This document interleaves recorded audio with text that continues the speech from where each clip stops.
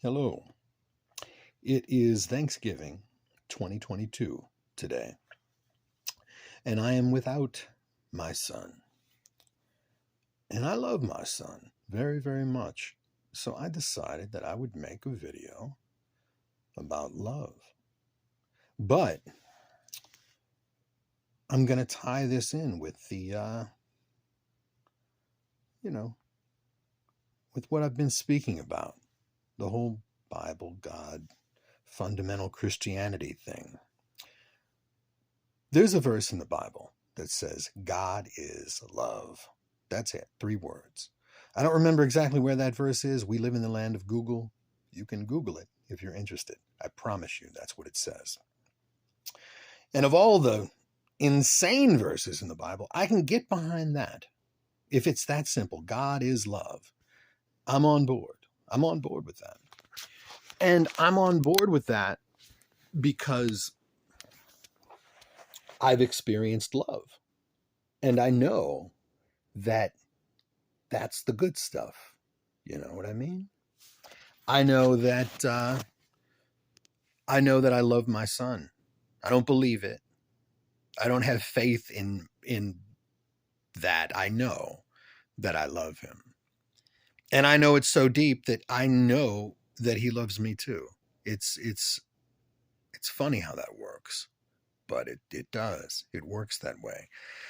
And in the same book that says God is love, there's a verse right at the very beginning in Genesis where, Adam and Eve have been created, and God tells them not to eat the fruit of the tree of the knowledge of good and evil. But that's bullshit, because we have to. That's how we know to plant and know to hunt. Like back in those days, you would have to figure things out and you'd have to know how to do things, right? Knowledge is something that exists.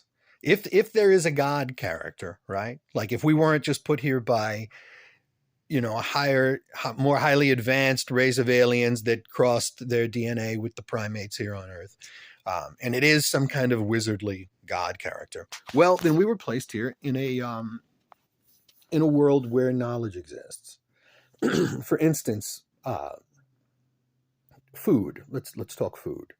You know what kind of food you like. You know what kind of food you don't. Oranges. If you like oranges, you know you like them. You don't believe you like them. You don't have faith in them. You know that you like oranges, 2 plus 2 equals 4. Or I should say that many plus that many equals that many. I don't care if you call it 1, 2, 3, 4 or 1, 2, 3, 4. You know it. Mathematics is an objective truth that that we know. Whether or not we like oranges is a subjective truth that you know. There's no faith that has to come into this. And my whole point is that whereas I think faith can be interesting and constructive in certain areas of our lives, I think when it comes to the simplicity of it, knowledge is power. You can't get around it. In a book where there's a verse that says God is love, there's also verses that tell you that it's okay to own slaves and how to go about owning slaves. There's also verses that tell women to shut up in church. The whole thing, when interpreted literally, seems to be built around blood sacrifice. And if you don't believe that, if you don't believe in that final human Jesus sacrifice, you are going to burn in hell forever. Now, all of these things, to me, as far as I can tell, contradict the verse that just simply and plainly says God is love. So just this, the little bit I'm discussing here, should lead anybody to believe that there's some good stuff maybe in the Bible and there's some bullshit. And you have to kind of sift through the dross. You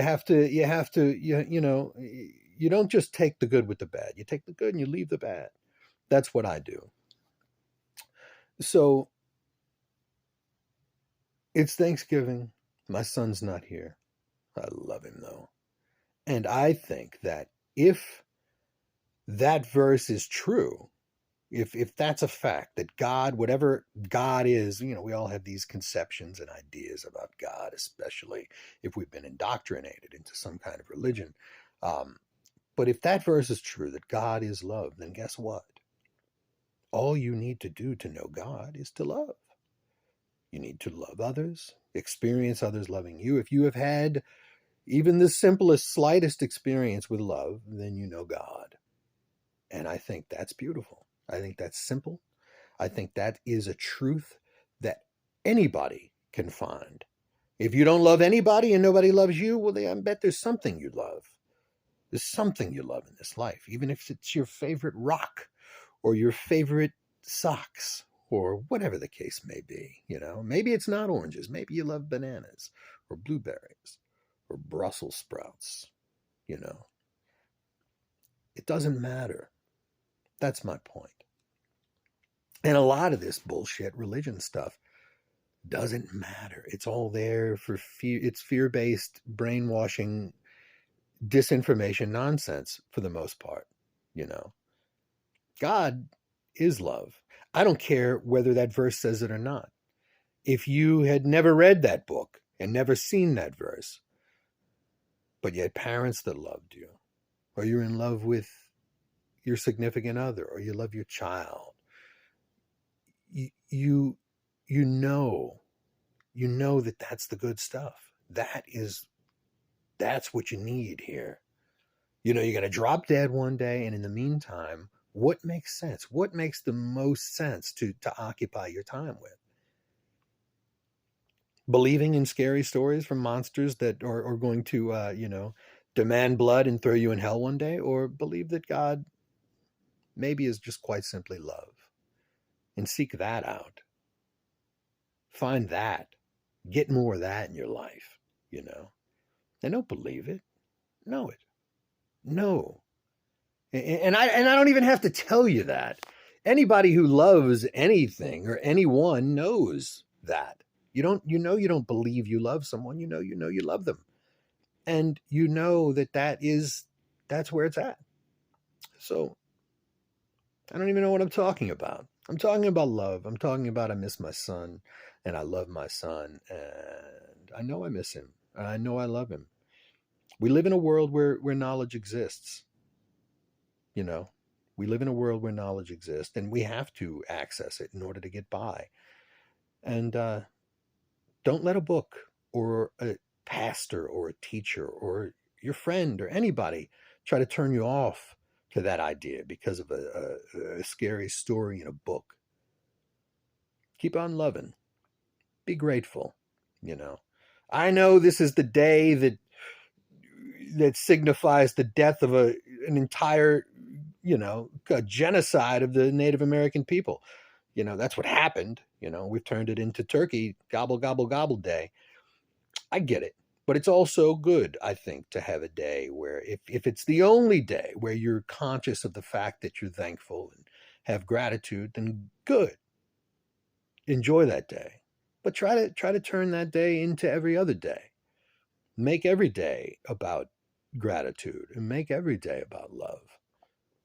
I think that is the wisest path we can walk. We don't need a book. We don't need a church. You don't need a guru or a teacher or anything. All you need is your heart. And it's right there. It's waiting for you.